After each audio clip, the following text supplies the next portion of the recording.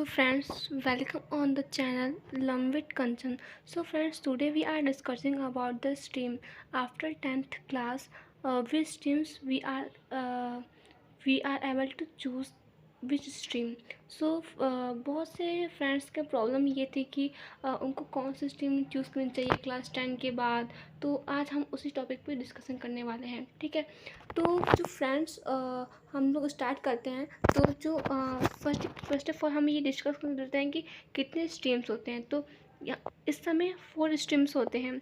PCM मतलब physics chemistry math. Second PCB means physics chemistry bio.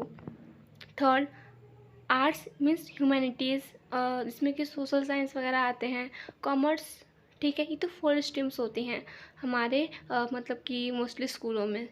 तो हम जान लेते हैं कि कौन से स्ट्रीम्स हमको चूज़ करनी चाहिए हमारे 10th के बाद अपने अकॉर्डिंग। तो हम स्टार्ट करते हैं। तो the things that we have to focus in our mind, हमें कौन सी चीज़ों पर फोकस करना चाहिए जब हम लोग अपने स्ट्रीम्स को सिलेक्ट करते हैं। तो फर्स्ट थिंग हमारे इंटरेस्ट, हमारी जो इंटरेस्ट है वो कौन से सब्जेक्ट पे है। सपोज़ अगर मेरी इंटरेस्ट है मैथ्स पे, तो हम मैथ्स लेंगे, PCM ग्रुप लेंगे। मतलब हमारा इंटरेस्ट मैथ्स में है तो हमको सपोज सी बात जाहिर सी बात है, हमको इंजीनियरिंग बन रहा है तो हमको मैथ्स की नीड पड़ेगी, हमारी मैथ्स में इंटरेस्ट है। मेरा अगर बायो में इंटरेस्ट है और मुझे डॉक्टर बनना है तो मैं तो बायो साइंस से ले सकती हूँ। तो हमारे इंटरेस्ट पे डिपेंड करता है कि हमें कौन सी स्ट्रीम लेनी चाहिए। अब सेकेंड थिंग हमारे एम, जैसे कि अगर मेरा एम है एक IAS ऑफिसर बनना, तो वो हमारे एम पे डिपेंड करता है कि मैं कौन सा स्ट्रीम चाहती हूँ। जैसे कि अगर आपका एम है IAS ऑफिसर बनना तो आप आर्ट्स ले सकते हैं। PCB से भी आप बहुत से फ्रेंड्स का ये दिक्कत होता है कि वो मतलब कि IAS बनना चाहते हैं लेकिन वो PCB या PCM से बनना चाहते हैं। तो उनकी कोई भी प्रॉब्लम नहीं है फ्रेंड्स।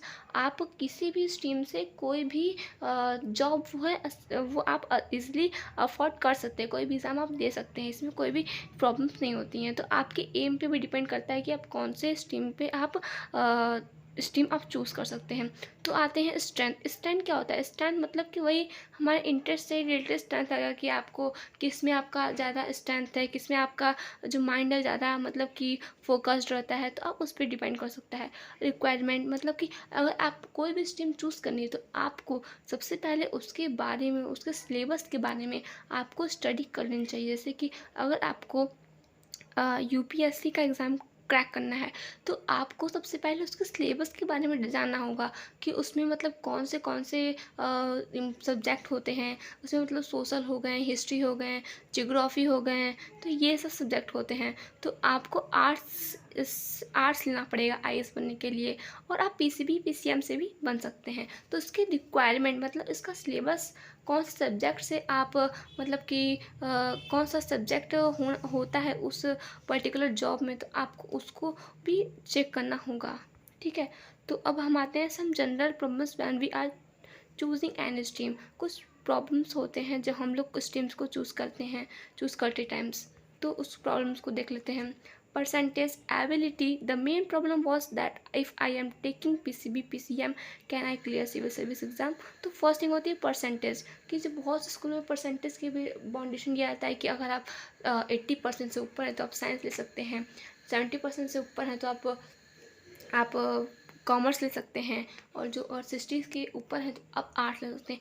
बहुत से स्कूल में ऐसा बाउंडेशन होता है, लेकिन हमें इस पर ध्यान नहीं देना है। अगर अगर आपके स्कूल में बाउंडेशन है तो आप उसके अकॉर्डिंग लीजिए, नहीं तो फिर आप अगले स्कूल के लिए प्रीफर भी कर सकते हैं, ठीक है। अब सेकंड आता है एबिलिटी। एबिलिटी मतलब आपकी क्या क्या आपकी एबिलिटी किस में है, आप किस में ज़्यादा अच्छा कर सकते हैं। तो आपका इंटरेस्ट किस सब्जेक्ट में है, आपको उसके अकॉर्डिंग होना चाहिए। अब बहुत से फ्रेंड्स का ये प्रॉब्लम आता है कि अगर अगर मैं PCB PCM लेता हूँ तो क्या मैं सिविल सर्विस एग्ज़ाम क्लियर कर सकता हूँ। तो ऑफ़ कोर्स आप बहुत ही अच्छे से क्लियर कर सकते हैं, लेकिन आपको थोड़ी सी प्रॉब्लम फेस करनी पड़ेगी, क्योंकि आप PCB PCM लेंगे तो बहुत ही ज़्यादा हार्डेस्ट सब्जेक्ट होता है और आपको इसका स्टडी करना पड़ेगा। फिर 12 के बाद भी इसका स्टडी करना पड़ेगा। फिर जब कॉलेज क्लियर कर लेंगे तब आपको इसके बारे में आपको पढ़ने बहुत ही डीपली से पढ़ना पड़ेगा, क्योंकि आपने पीसीबी और पीसीएम लिया, लेकिन ऐसा कोई भी बाउंडेशन नहीं है कि आप आर्ट्स लेकर ही पीसीबी और पीसीएम बनिए। सो फ्रेंड्स, अगर पीसीएम लेना है, तो अगर आपको इंजीनियर बनना है तो आपको पीसीएम लेना चाहिए। अगर आपको डॉक्टर बनना है, नर्स बनना है, तो आप पीसीबी ले सकते हैं। अगर आपको सीईओ बनना है, बिजनेस मैन बनना है, तो आप कॉमर्स ले सकते हैं। अगर आपको सिविल सर्विस एग्ज़ाम क्लियर करना है और उसमें कोई भी आप जॉब प्रीफर करना चाहते हैं, तो आप आर्ट्स ले सकते हैं। और वैसे फ्रेंड्स, कोई भी जो जॉब होती है, कोई भी स्ट्रीम होती है, वो कोई भी स्ट्रीम ख़राब नहीं होती है। तो आप कोई भी स्ट्रीम अपने एम के अकॉर्डिंग, अपने इंटरेस्ट के अकॉर्डिंग चूज़ कर सकते हैं। So friend, that's our video. So please like this if you are in अगर आपको मेरी ये वीडियो पसंद आए, तो आप प्लीज़ लाइक करें एंड अपने फ्रेंड्स के साथ इसे ज़रूर शेयर करें, जिससे कि वो भी अपने स्ट्रीम सिलेक्शन के लिए थोड़ा बहुत मतलब कि डिटेल्स जानकारी पा सकें। So friends, please like the video and subscribe the channel. Thanks for watching this video.